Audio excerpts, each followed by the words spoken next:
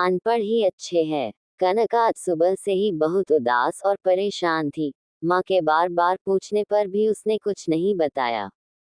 वो अपने कमरे में सुबह से ही घुसी हुई थी। आज उसने अपना फोन भी बहुत ज्यादा इस्तेमाल नहीं किया था।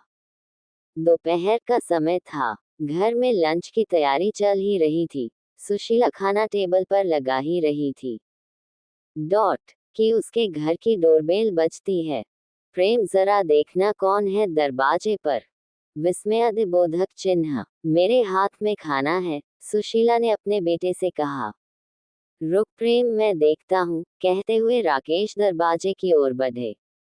अरे प्रेमा जी, आप आइए आइए, अंदर आइए।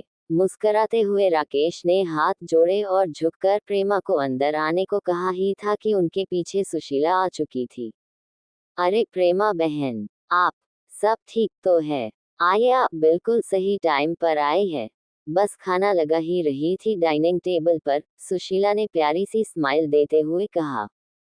हाँ, वो सब तो ठीक है सुशीला, मैं यहाँ कोई खाना खाने थोड़े ना आई हूँ। अंदर आते हुए प्रेमा ने थोड़ा सा जोश दिखाते हुए कहा। क्या हुआ बहन जी, आप तो नाराज हो रही है? कोई बात हुई क्या? राकेश जी ने प्रश्न सूचक निगाहों से देखते हुए प्रेमा से पूछा। प्रेमा ने उनके प्रश्नों का उत्तर न देते हुए कहा, कनक कहाँ है? उद्धरण चिन्ह डॉट डॉट। जी वो अपने कमरे है, अभी बुलाए देती हूँ। पर क्या उसने कुछ किया है? सुशीला ने फिर से वही प्रश्न किया। कनक का जिक्र चल ही रहा था तब तक वो भी अपने कमरे से निकल बाहर डाइनिंग हॉल में आ जाती है। नमस्ते आंटी जी, कनक ने अपने सर पर चुन्नी करते हुए प्रेमा को विश किया। नमस्ते, तो ठीक है कनक, पर ये बताओ तुम कल से सूरज से बात क्यों नहीं कर रही हो और अपना फोन क्यों बंद करके बैठी हो? प्रेमा ने कड़क तेवर में कहा। अब घर के सारे सदस्य सहित प्रेमा भी कनक को ही देख रहे थे। देखो सूरज बहुत ही इमोशनल और हठीले स्वभाव का लड़का है। अगर तुम दोनों के बीच कुछ हुआ है तो तुम अपनी ओर से सॉरी बोल के रफा दफा कर दो। मैंने तुम दोनों की सगाई के बाद शादी में 4 हफ्तों का टाइम इसलिए रखा है ताकि तुम दोनों आपस में बातें कर सको, एक दूसरे को जान सको। इसलिए नहीं कि रोज रोज मुंह फुला के गुस्सा करके बैठ जाओ। उद्धरण चिन्ह। कनक क्या हुआ है? और प्रेमा आंटी सही तो कह रही है। Dot dot. अरे छोटे मोटे झगड़े तो अक्सर होते ही रहते हैं कपल्स में। डॉट। अब हमें ही देख लो, शादी के इतने दिनों बाद भी तेरी माँ मेरे से रोज झगड़ा कर ही लेती है। फिर भी मुझे सॉरी बोल मामला रफा दफा करना ही पड़ता है। राकेश ने कनक से जोली अंदाज में स्माइल के साथ कहा। आप तो रहने ही दो, बच्चों को ऐसे टाइम पर भी न यही एग्जाम्पल देना। बेटा कनक, अगर कुछ है तो हमें बताओ। कल को आपकी शादी सूरज से ही होनी है। इतना अच्छा लड़का हमें फिर नहीं मिलेगा। प्रेमा दीदी सही कह रही है। सुशीला ने भी कनक को समझाने की कोशिश की। कनक, हम तो अपनी दोनों फैमिली के भले के लिए कह रहे हैं। शादी के इनविटेशन कार्ड तक बढ़ चुके हैं, सारे रिलेटिव्स को पता चल चुका है। अब अगर कुछ होता है तो क्या कह के उन्हें मना करेंगे? ये हमारी दोनों फैमिली की नाक का सवाल है। और अब प्रेमा ने सुशीला की ओर देखा। सुशीला, मैंने तुम्हारी बात पर भरोसा करके अपनी दोस्ती को रिश्तेदारी में बदलने की कोशिश की, लेकिन ये कनक तो कल से सूरज को नाराज करके बैठी है।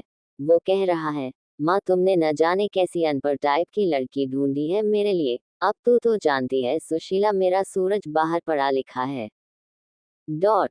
और ऊपर से थोड़ा हठीला है। अगर उसने एक बार मना कर दिया तो फिर अपने बापू की भी नहीं सुनेगा। अब तू देख ले, इसे उसे सॉरी बोल के मनाना तो पड़ेगा। अब कनक कुछ बोलती उससे फाय ही वहां पर बैठी कनक की छोटी बहन डॉली बोल पड़ी। दीदी क्यों सॉरी बोलेगी जब उनकी कोई गलती ही नहीं है? सॉरी तो आपको और आपके बेटे सूरज को बोलना चाहिए। डॉली की बात सुन के सबके सब हक्के बक्के और हैरान होने लगे। क्यों डॉली, ये क्या कह रही है तू? उद्धरण चिन्ह। हाँ, मैं सही कह रही हूँ। कल रात को सूरज जी वीडियो कॉल पर दीदी को सारे कपड़े उतारने और उनकी न्यूड फोटोज देने की डिमांड कर रहे थे, और जब्दी ने ये सब करने से मना कर दिया तो अनपढ़ गवार का ठप्पा लगा के मुंह फुला लिया। यही पढ़ाई की है क्या उन्होंने बाहर जाकर? डॉली ने रौब झाड़ रही प्रेमा को उल्टा कर घरे में खड़ा किया।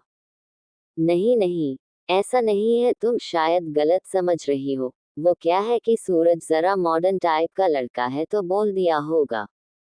डॉट, इसमें कौन सी बड़ी बात है, और वैसे भी आजकल तो ये सब नॉर्मल हो गया है सोशल मीडिया के जमाने में।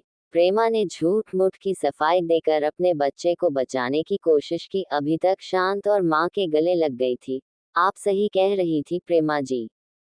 डॉट, कि ये हमारे दोनों परिवार के लिए इज्जत और नाक का सवाल है। पर अब सोचने वाली बात यह है कि नाक किसकी कटी है, आपके परिवार की या हमारे परिवार की? अगर आपको किसी भले घर की लड़की के न्यूड फोटो मांगना आधुनिकता और नॉर्मल लगता है तो ये काम आपको मुबारक हो। ये सब हमसे तो न हो पाएगा। राकेश जी ने अपने दोनों हाथों से अपने आंसू साफ किए और फिर प्रेमा के आगे हाथ जोड़ लिए। प्रेमा, तू सब कुछ जानकर भी अनजान बनते हुए मेरी बेटी से सॉरी बोलने के लिए यहाँ तक चली आई।